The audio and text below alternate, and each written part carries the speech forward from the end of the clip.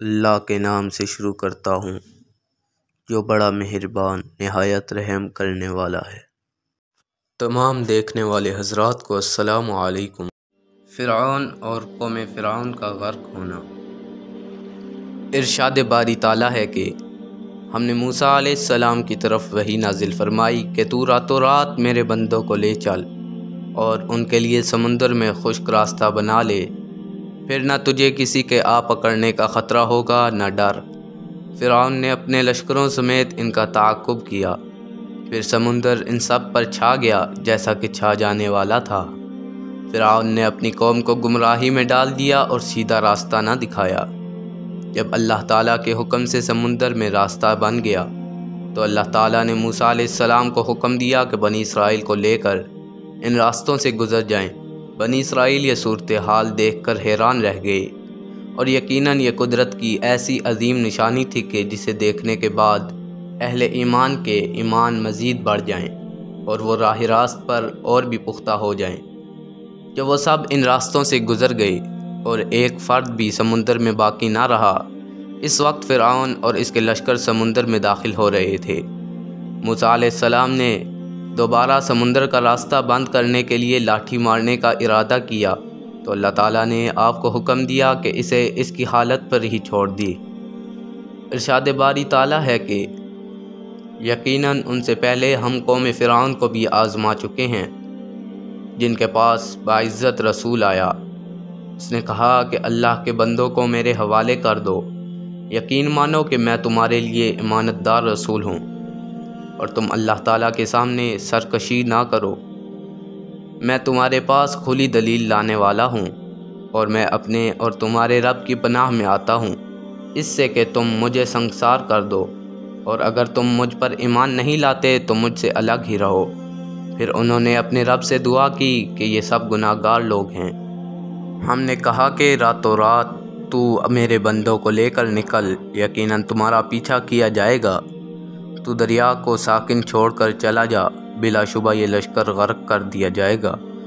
وہ بہت سے باغات اور چشمے چھوڑ گئے، اور کھیتیاں اور راحت بخش ٹھکانے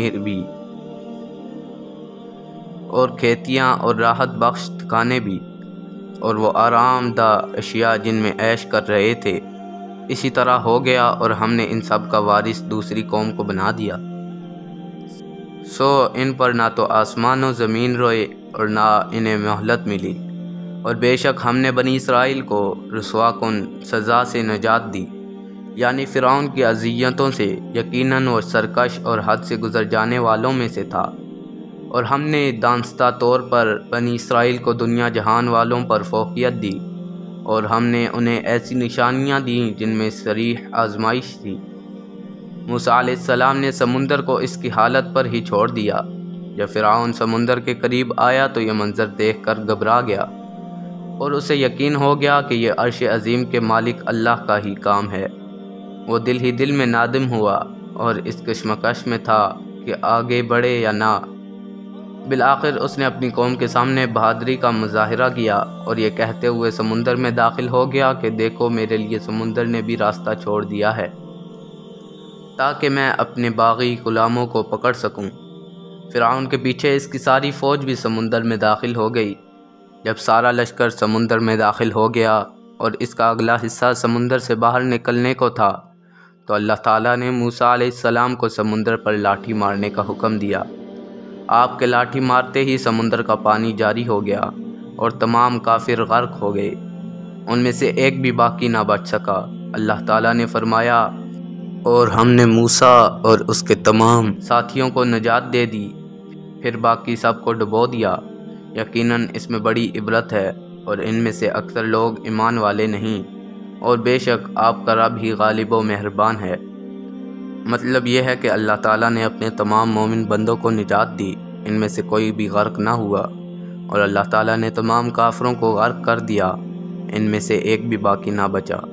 یہ اس بات کا واضح ثبوت تھا کہ اللہ تعالیٰ ہی غالب اور قوت و طاقت والا ہے، اور اس کے پیغمبر کی لائی ہوئی شریعت برحق ہے۔ ہلاک ہوتے وقت فرعون کی ایمان لانے کی کوشش۔ ارشاد باری تعالیٰ ہے کہ اور ہم نے بنی اسرائیل کو سمندر سے پار کر دیا۔ پھر ان کے پیچھے پیچھے فرعون اپنے لشکر کے ساتھ ظلم اور زیادتی کے ارادے سے چلا، حتیٰ کہ جب ڈوبنے لگا تو بولا کہ میں اس پر ایمان لاتا ہوں جس پر بنی اسرائیل ایمان لائے ہیں، اس کے سوا کوئی معبود نہیں اور میں مسلمانوں میں سے ہوں۔ جواب دیا گیا کہ اب ایمان لاتا ہے اور پہلے سرکشی کرتا رہا اور مفسدوں میں داخل رہا، سو آج ہم صرف تیری لاش کو نجات دیں گے تاکہ تو ان کے لیے نشان عبرت ہو جو تیرے بعد ہیں، اور حقیقت یہ ہے کہ بہت سے آدمی ہماری نشانیوں سے غافل ہیں۔ اللہ تعالیٰ نے ذکر فرمایا ہے کہ جب قبطیوں کا سردار سمندر میں غرق ہو رہا تھا، اس وقت بنی اسرائیل بھی فرعون اور اس کے لشکروں کی ہلاکت اپنی آنکھوں سے دیکھ رہے تھے تاکہ ان کے دل بھی مطمئن ہو جائیں۔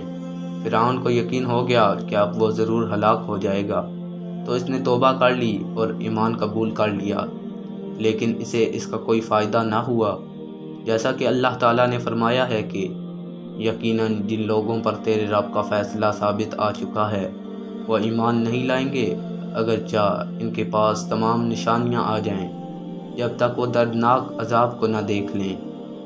ایک دوسرے مقام پر ارشاد ہے کہ جب انہوں نے ہمارا عذاب دیکھ لیا تو کہنے لگے ہم اکیلے اللہ پر ایمان لائے، اور ہم جن جن کو اس کا شریک بنا رہے تھے ہم نے ان سب سے انکار کیا، لیکن ہمارے عذاب کو دیکھ لینے کے بعد ان کے ایمان نے انہیں فائدہ نہ دیا۔ اللہ نے اپنا معمول یہی مقرر کر رکھا ہے جو اس کے بندوں میں برابر چلا آ رہا ہے، اور اس جگہ کافر غائب و خاسر ہو گئے۔ فرعون پر بد دعا کرتے ہوئے موسیٰ علیہ السلام نے کہا تھا کہ اے اللہ ان کے اموال تباہ کر دے اور ان کے دل اتنے سخت کر دے کہ عذاب میں مبتلا ہونے تک انہیں قبول ایمان کی توفیق نہ ملے۔ یہی وجہ ہے کہ ان کے لیے مرتے وقت ایمان لانا سود مند ثابت نہ ہوا اور وہ نادم و پشیمان ہی دنیا سے رخصت ہو گئے۔ اللہ تعالیٰ نے موسیٰ اور ہارون کو پہلے ہی یہ فرما دیا تھا کہ یقیناً تم دونوں کی دعا قبول کر لی گئی، اور قبولیت کا اظہار اللہ تعالیٰ نے اس طرح کر دیا۔ حضرت ابن عباس رضی اللہ تعالیٰ عنہ سے مروی ہے کہ رسول اللہ صلی اللہ علیہ وآلہ وسلم نے فرمایا، جس وقت فرعون نے یہ بات کہی کہ میں اس اللہ وحدہ لا شریک پر ایمان لاتا ہوں جس پر بنی اسرائیل ایمان لائے، جبرائیل علیہ السلام نے مجھے بتایا کہ اے محمد، کاش آپ اس وقت دیکھتے کہ جب میں نے اس خدشہ سے فرعون کے منہ میں سمندر کی مٹی ڈال دی کہ کہیں اس پر اللہ کی رحمت نہ ہو جائے۔ اللہ کے اس فرمان اب ایمان لاتا ہے اور پہلے سرکشی کرتا رہا اور مفسدوں میں داخل رہا میں یہ ثبوت موجود ہے کہ اس کا ایمان قبول نہیں کیا گیا، اور اگر مہلت دے بھی دی جاتی تو وہ پھر کفر کی طرف لوٹ جاتا، جیسا کہ اللہ تعالیٰ نے کافروں کی یہی خصیلت بیان فرمائی ہے کہ جب وہ اپنی آنکھوں سے آتش جہنم ملاحظہ کر لیں گے تو پکار اٹھیں گے کہ کاش ہمیں واپس بھیج دیا جائے تو ہم جھٹلانے والوں میں سے نہ ہوں اور ہم مومن بن جائیں۔ مزید اللہ تعالیٰ نے یہ بھی فرمایا ہے کہ بلکہ ان کے لیے وہ چیز ظاہر ہو گئی جسے وہ اس سے پہلے چھپایا کرتے تھے، اور اگر انہیں واپس لوٹا بھی دیا جاتا تو وہ وہی کام کریں جن سے انہیں منع کیا گیا ہے، اور یقیناً وہ جھوٹے ہیں۔ اللہ تعالیٰ کے اس فرمان سو آج ہم صرف تیری لاش کو نجات دیں گے تاکہ تو ان کے لیے نشان عبرت ہو جو تیرے بعد ہیں کی تفسیر میں حضرت ابن عباس رضی اللہ تعالیٰ عنہ اور دیگر بہت سے مفسرین نے فرمایا ہے کہ فرعون کی موت کے بارے میں بنی اسرائیل کو یقین نہ ہوا، حتیٰ کہ بعض نے یہ کہا کہ اسے تو موت آ ہی نہیں سکتی۔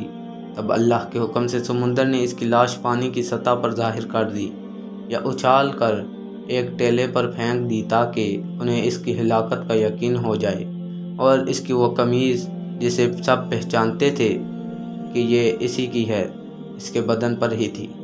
اس لیے اللہ تعالیٰ نے فرمایا کہ سو آج ہم تیری لاش کو نجات دیں گے، یعنی تیری جانی پہچانی قمیض سمیت تیرا جسم محفوظ کر لیں گے تاکہ تو ان کے لیے نشان عبرت ہو جو تیرے بعد ہیں، یعنی بنی اسرائیل کے لیے، اور قدرت الہی کی نشانی بھی ثابت ہو جائے جس نے تجھے ہلاک کیا۔ فرعون اور اس کی قوم ہلاکت کا واقعہ 10 محرم الحرام کے روز پیش آیا۔ حضرت ابن عباس رضی اللہ تعالیٰ عنہ سے مروی ہے کہ جب نبی کریم صلی اللہ علیہ وآلہ وسلم مدینہ تشریف لائے تو یہودی عاشورہ کے دن روزہ رکھا کرتے تھے۔ آپ نے دریافت کیا کہ تم لوگ اس دن کیوں روزہ رکھتے ہو؟ تو انہوں نے بتایا کہ اس دن موسیٰ علیہ السلام کو فرعون پر غلبہ حاصل ہوا تھا۔ یہ سن کر آپ صلی اللہ علیہ وآلہ وسلم نے اپنے صحابہ کو حکم دیا کہ تم ان یہودیوں سے زیادہ موسیٰ علیہ السلام پر حق رکھتے ہو، اس لیے تم بھی اس دن کا روزہ رکھو۔